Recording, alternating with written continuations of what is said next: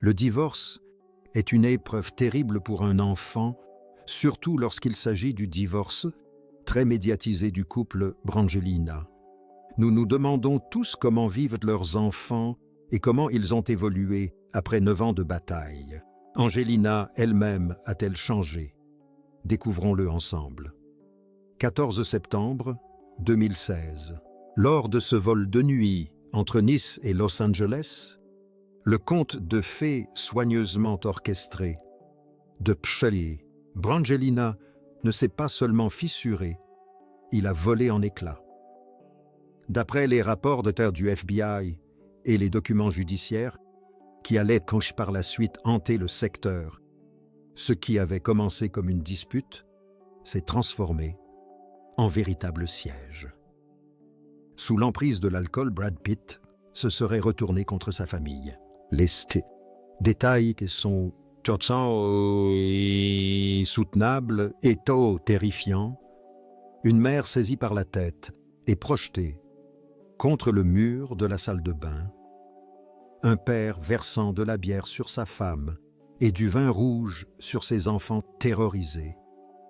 Mais la véritable horreur ne résidait pas dans le désordre, mais dans la violence exercée sur les enfants. Lorsque ces derniers âgés, alors de 8 à 15 ans, se sont précipités pour défendre leur mère, la situation a dégénéré en chaos. Des allégations ont émergé selon lesquelles un enfant aurait été étranglé, tandis qu'un autre aurait reçu un coup au visage. Même après l'atterrissage à Los Angeles, il serait resté retenu dans l'avion pendant 20 longues minutes. Un dernier instant de traumatisme figé avant que les portes ne s'ouvrent et que leur vie ne bascule à jamais. 5 jours plus tard, Angelina a demandé le divorce. Ce n'était pas une décision stratégique, mais une évacuation d'urgence. Elle a invoqué la santé de la famille, une formule polie pour masquer une réalité désespérée. Ce départ a déclenché des enquêtes du FBI et des services de protection de l'enfance, donnant naissance à une bataille juridique de 9 ans, qui allait priver la famille de toute intimité et de toute tranquillité. Mais la blessure la plus profonde n'était pas d'ordre juridique. Elle était relationnelle. L'aîné Maddox n'était pas resté les bras croisés. Il s'était interposé entre la tempête et sa mère, un acte de bravoure qui a brisé irrémédiablement le lien père-fils et a jeté les bases de l'indépendance farouche que l'on observe aujourd'hui. Retour en mars 2002. À 27 ans, Angelina traversait les turbulences de son mariage avec Billy Bob Thornton. Lorsqu'elle a adopté Maddox, âgé de 7 mois, dans un orphelinat cambodgien, les tabloïds s'attendaient à un désastre. Au lieu de cela, ils ont découvert une figure maternelle. Son intention de partager l'adoption avec Thornton s'est transformée en une mission solitaire. Angelina l'a élevé seule pendant ses premières années, tissant un lien moins maternel que familial, plus proche de celui de survivants sur un canot de sauvetage. Il était son point d'ancrage bien avant que Brad Pitt n'entre en scène. Lorsque Pitt est arrivé et a adopté Maddox légalement en 2006, le conte de fées semblait enfin complet. Mais Maddox a toujours occupé une place à part dans la hiérarchie, celle d'observateur. En grandissant, il ne se contentait pas de jouer aux jeux vidéo dans la caravane. Il étudiait le métier. En 2015, il était assistant de production sur le film By the Sea. 2 ans plus tard, à seulement 16 ans, il accédait au poste de producteur exécutif du film « D'abord, ils ont tué mon père ». Il ne s'agissait pas de népotisme, mais d'héritage. Angelina lui faisait confiance pour gérer le poids d'un film sur le génocide cambodgien, la tragédie de son propre peuple. Il assumait cette responsabilité avec une maturité calme et déterminée qui masquait son âge. Mais l'accident d'avion de 2016 a tout changé. Maddox n'a pas seulement été témoin de l'altercation, il en a subi les conséquences. Après cette nuit-là, le fossé entre le père et le fils s'est creusé à un point tel qu'aucune thérapie n'a pu le combler. En août 2019, Maddox a pris une décision qui ressemblait moins à une inscription universitaire qu'à un repli stratégique. Il a choisi l'université Yonsei à Séoul, en Corée du Sud. Il n'a pas choisi une université festive en Californie. Il a opté pour un cursus de biochimie rigoureux à l'autre bout du monde. Les images d'Angelina le déposant à l'aéroport sont d'une humanité bouleversante, une superstar internationale, retenant difficilement ses larmes, serrant son fils dans ses bras, tandis qu'il entamait une vie où il pourrait simplement être Maddox et non Fishy, le fils de Brangelina. Mais l'ombre planait encore sur lui. À la fin de cette année-là, un paparazzi l'a interpellé sur le campus, lui posant la question que tout le monde murmurait « Votre relation avec Brad est-elle terminée ?» Maddox n'a pas réagi violemment. Il n'a pas pris la fuite. Il a regardé la caméra droit dans les yeux et a prononcé une phrase d'une indifférence dévastatrice. « Advienne que pourra ». Ce haussement d'épaules sonna comme une porte qui claque. Quand on lui demanda si Brad lui rendrait visite à Séoul, son simple « je ne sais pas » confirma ce que les proches soupçonnaient déjà. Le lien était rompu. En 2026, Maddox s'était construit une vie axée sur l'intellect et la discrétion, se dressant fermement comme le protecteur de sa mère et de ses frères et sœurs. Il fut le premier à arriver, le premier à la défendre, et finalement le premier à quitter le milieu toxique d'Hollywood pour bâtir un refuge qu'il avait lui-même construit. L'histoire de Pax-Tien commença dans les orphelinats humides et surpeuplés d'Ho Chi Minh Ville. Né en novembre 2003, Pax passa ses 3 premières années sans avoir de nom connu du monde entier. À sa naissance en mars 2007, Angelina dut se frayer un chemin dans un labyrinthe juridique complexe. La loi vietnamienne interdisant l'adoption par les couples non mariés, elle l'accueillit chez elle en tant que mère célibataire. Brad Pitt l'adopterait officiellement 1 an plus tard. Mais ce premier parcours en solitaire avait forgé une alliance unique et tacite entre la mère et le fils. Pax était plus âgé lorsqu'il entra dans le cirque hollywoodien. Il avait des souvenirs. Il portait des cicatrices. Et dès le début, il semblait percevoir les caméras non comme un outil, mais comme une arme qu'il devait esquiver. Tandis que ses frères et ses sœurs se sentaient à l'aise sur les tapis rouges, Pax préférait rester en marge. Sur le tournage de D'abord ils ont tué mon père, en 2017, il ne se contentait pas de flâner dans sa loge. Il transpirait sous la chaleur cambodgienne, un appareil photo à la main, en tant que photographe de plateau. Un choix révélateur. Le photographe Oga voit tout, mais on le voit rarement lui-même. C'était sa façon de participer à l'entreprise familiale, sans renoncer à son anonymat. Ce besoin de discrétion a donné naissance à l'un des mystères les plus fascinants de 2023. Des rumeurs circulaient dans le milieu de l'art, selon lesquelles Pax travaillait secrètement sous le pseudonyme MTO, créant des œuvres abstraites numériques en technique mixte. On disait qu'il refusait d'utiliser son nom de famille prestigieux car il souhaitait que son travail soit jugé sur ses qualités intrinsèques et non sur son ADN. Bien que ses représentants aient nié les faits, l'histoire elle-même révélait une vérité plus profonde.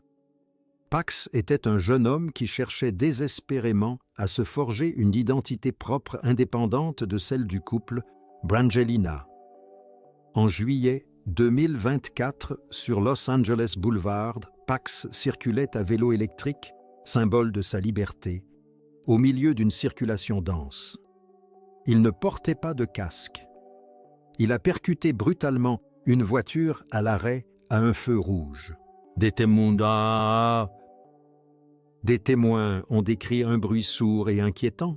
Il souffrait d'un traumatisme crânien et d'une douleur à la hanche allongée sur le bitume de la ville qu'il avait vu grandir. Pendant quelques heures, les querelles mesquines du divorce s'évanouirent.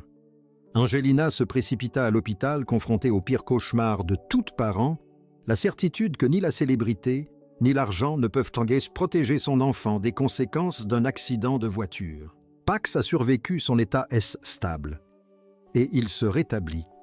Mais l'accident a été un véritable électrochoc. Il a fait tomber le vernis de la célébrité et n'a laissé apparaître qu'un jeune homme vulnérable de 20 ans. Il a mis en lumière la fragilité de son parcours, tentant de se frayer un chemin dans le trafic effréné de l'âge adulte tout en portant le lourd fardeau de son passé. La prochaine victime est Zahara Marley, née sous la chaleur aride de l'Éthiopie. En janvier 2005, Zahara est arrivée dans la vie d'Angelina à un moment charnière. À seulement 7 mois, son adoption a non seulement confirmé la transformation d'Angelina d'enfant terrible d'Hollywood en figure emblématique du monde du cinéma, mais elle a également été adoptée légalement par Brad Pitt début 2006, qui lui a donné son nom de famille. C'était comme si la dernière pièce du puzzle Brangelina s'était enfin mise en place. Pendant des années, Zahara a gardé son calme au milieu du chaos. C'était elle qui tenait la main de ses jeunes frères et sœurs, celle qui gardait un regard serein. Tandis que le monde s'obsédait sur les enfants biologiques, Zahara forgeait discrètement une force de caractère à l'image de celle de sa mère. Elle a fait un bref passage dans l'entreprise familiale, un doublage dans Kung Fu Panda 3, mais elle a vite compris que se faire passer pour quelqu'un d'autre n'était pas fait pour elle. Elle voulait créer. À seulement 14 ans, elle lançait la collection Zahara, une ligne de bijoux, conçue non par vanité, mais pour avoir un impact. L'intégralité des bénéfices était reversée à des refuges pour femmes victimes de violences. Un geste fort de la part d'une adolescente, elle était bien la fille de sa mère, héritant non pas de la célébrité, mais de la mission. Mais sa véritable affirmation d'indépendance survint en août 2022. Zahara n'a pas choisi une prestigieuse université de l'Ivy League, ni un programme de cinéma à Los Angeles. Elle a opté pour Spelman College à Atlanta, une université historiquement noire, réputée pour avoir formé des reines et des révolutionnaires. Les images d'Angelina la déposant sont parmi les moments les plus touchants que nous ayons vus de la star. L'actrice oscarisée tentait de retenir ses larmes, plaisantant sur le fait de tenir le coup, ressemblant à n'importe quelle autre mère, réalisant que son enfant quitte le nid. Cependant, une fois la porte de la chambre universitaire refermée, Zahara a fait un geste qui a fait les choux gras de la press people lors de son intronisation dans la sororité. Alpha, Kappa Alpha, la première sororité historiquement noire, une institution d'un immense prestige. Elle se présenta devant ses sœurs. Elle ne chuchota pas. Elle ne bégaya pas. Elle se présenta Zahara Marley Jolie. Le Kiss Pitt l'avait disparu. Ce n'était pas une erreur administrative. C'était un choix délibéré. Devant une foule de femmes en liesse, elle a publiquement rompu les liens avec son père. Ce fut un moment de défi stupéfiant. Elle affirmait au monde entier qu'elle s'appartenait ainsi qu'à la femme qui l'avait sauvée d'Éthiopie et non à l'homme dont le nom figurait sur les papiers. Ce qui rend cette tragédie si complexe, c'est la réaction de Brad Pitt. Publiquement, il n'a pas manifesté sa colère. Dans une interview accordée à Vanity Fair, il s'exprimait avec la fierté teintée de nostalgie d'un père observant sa fille depuis les gradins. Il la qualifiait de intelligente, affirmait qu'elle s'épanouirait et confiait « Je suis si fier ». Cela révèle une profonde déconnexion, un père qui encourage une fille qui s'efforce de l'effacer de son propre récit. Le parcours de Zahara ne se résume pas à ses études supérieures. C'est celui d'une jeune femme qui décide que son héritage, son origine ethnique et l'amour de sa mère sont les seuls titres dont elle a besoin. Elle n'avait pas besoin du nom de famille Pitt pour être puissante. Il lui suffisait d'être Zahara. Si les autres enfants ont été adoptés au milieu de ce chaos chilo-nouvelle, elle était née pour en être le joyau. Arrivée en Namibie en mai 2006, elle était le véritable miracle génétique, le premier enfant biologique des deux personnes les plus belles du monde. Dès sa naissance, elle est devenue le Graal des tabloïds. Mais Shiloh passa les 19 années suivantes à déconstruire le conte de fées que le monde attendait d'elle. Dès le départ, elle rejeta le rôle. Elle ne voulait pas de robe de princesse. Elle voulait des tailleurs. Elle voulait le style Monténégro. Angelina la défendit avec ferveur, déclarant à Reuters en 2010 qu'elle ne forcerait jamais sa fille à être quelqu'un d'autre. Tandis que le monde débattait de son identité de genre, Shiloh discrètement forgeait une identité forte. Rebelle engagée, elle observait l'effondrement du mariage de ses parents avec des yeux semblables à ceux de son père, mais un esprit indéniablement celui de sa mère. Pourtant, la véritable Shiloh ne se trouvait pas sur un tapis rouge. Elle se trouvait dans un studio de danse. Tandis que ses frères et sœurs exploraient le cinéma ou les sciences, Shiloh trouvait sa voie dans la persévérance et l'entraînement intensif du Millennium Dance Complex à Los Angeles. Elle n'a pas utilisé son nom de famille pour réussir. Elle s'est investie à fond. Des vidéos virales ont révélé une transformation stupéfiante. La timide garçon manqué était devenue une véritable force de la nature, une danseuse hors pair. En 2022, dans un rare moment de vulnérabilité, Brad Pitt la regarda danser et admit avoir eu les larmes aux yeux, la qualifiant de magnifique. Il l'ignorait alors, mais il voyait sa fille s'éloigner de lui en dansant. Le point culminant de sa rébellion ne fut pas un cri, mais un geste symbolique. En août 2023, elle se rasa la tête. Une coupe rose très courte, un écho visuel de la jeunesse rebelle de sa mère. Mais la véritable rupture survint en mai 2025. Le jour même de ses 18 ans, le jour de sa majorité, Shiloh n'a pas organisé de fête. Elle a engagé un avocat. De sa propre poche, elle a déposé une requête pour faire retirer légalement Pitt de son nom. C'était un geste froid, calculé et d'une précision redoutable. Elle n'a demandé la permission à personne. Elle n'a pas attendu. Elle est devenue Shiloh Jolie. Pour Brad, ce fut apparemment la blessure la plus profonde de toutes. Shiloh avait longtemps été considérée comme la plus proche de lui, sa petite danseuse.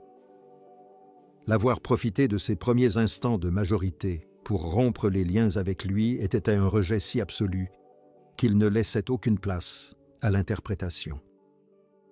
Elle avait assisté à sa fuite, elle avait vécu la bataille pour la garde et elle avait fait son choix. Elle n'est plus seulement un mélange de Brad et d'Angie, elle est une femme qui, face à l'héritage le plus prestigieux d'Hollywood, a choisi de tracer son propre chemin plutôt que de porter un nom qui la pesait.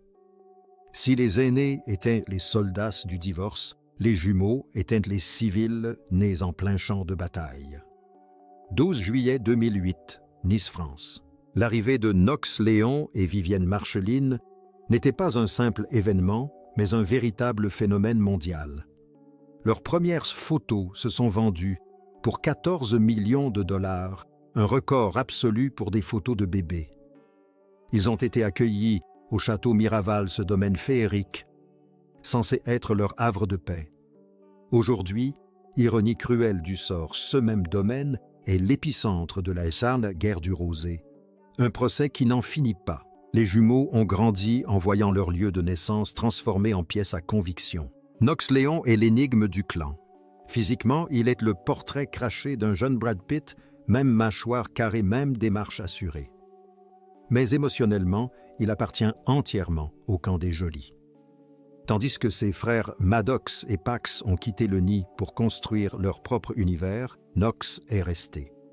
En 2026, à 17 ans, il a discrètement endossé le rôle de chef de famille.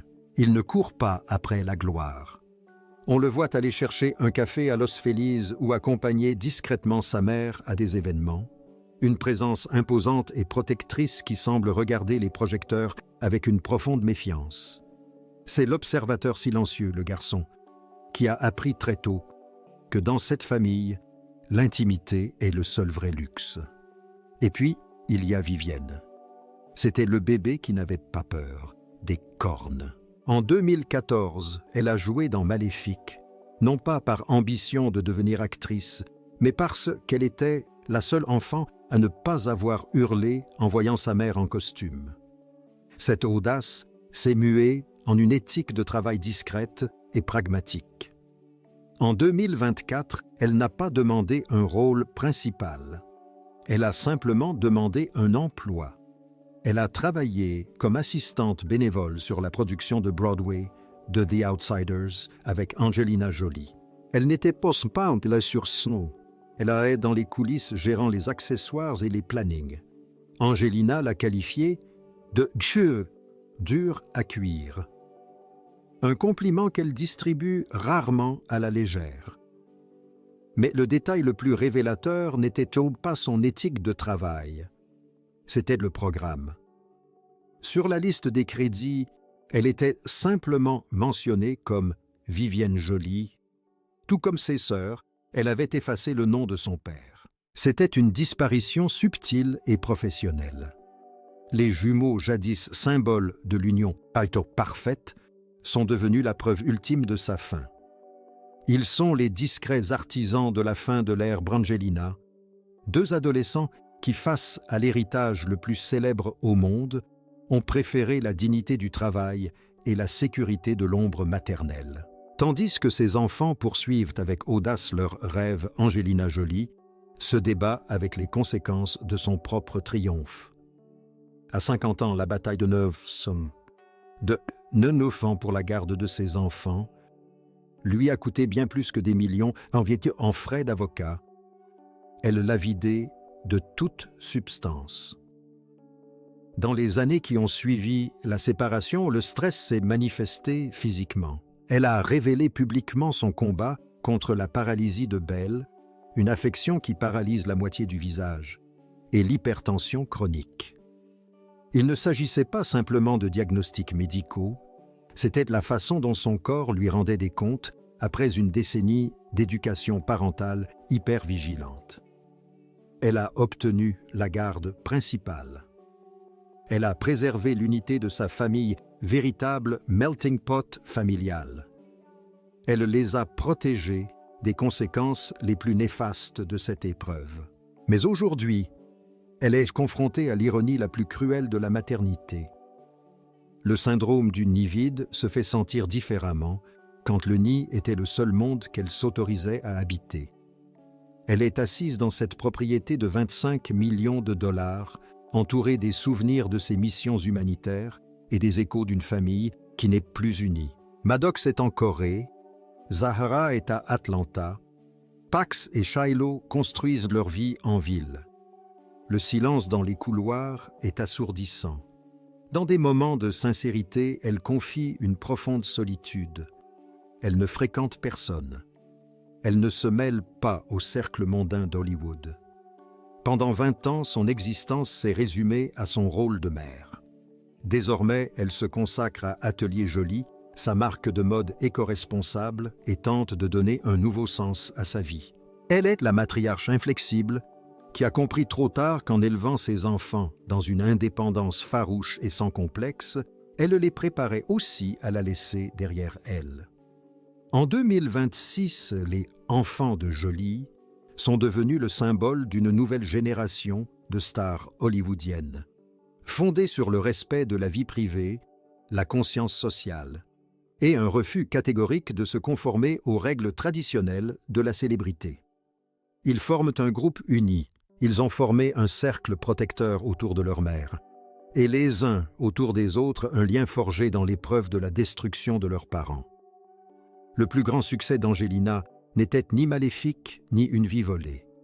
C'était le fait que malgré les altercations liées aux jets privés, les attaques publiques et le purgatoire judiciaire, ses enfants soient remarquablement stables, profondément liés les uns aux autres, et totalement libre de l'ombre des Pitt. L'histoire de Brangelina ne s'est pas terminée par un « ils vécurent heureux pour toujours », mais par une vérité. Elle nous rappelle que même les plus belles personnes souffrent et que même les vies les plus dorées peuvent être vides au fond. En observant les mouvements de danse endiablés de Shiloh, les recherches scientifiques de Maddox ou l'art de Pax, nous voyons Une génération qui a appris qu'un nom n'est qu'une étiquette, mais que l'âme n'appartient qu'à soi-même. Nous vénérons souvent les étoiles, mais peut-être devrions-nous admirer les enfants qui leur survivent. Quel est le parcours qui vous touche le plus, la rébellion de Shiloh, la dignité de Zahara ou le leadership discret de Maddox? Partagez vos impressions dans les commentaires ci-dessous. Merci d'avoir regardé. N'hésitez pas à aimer, partager et vous abonner pour nous soutenir.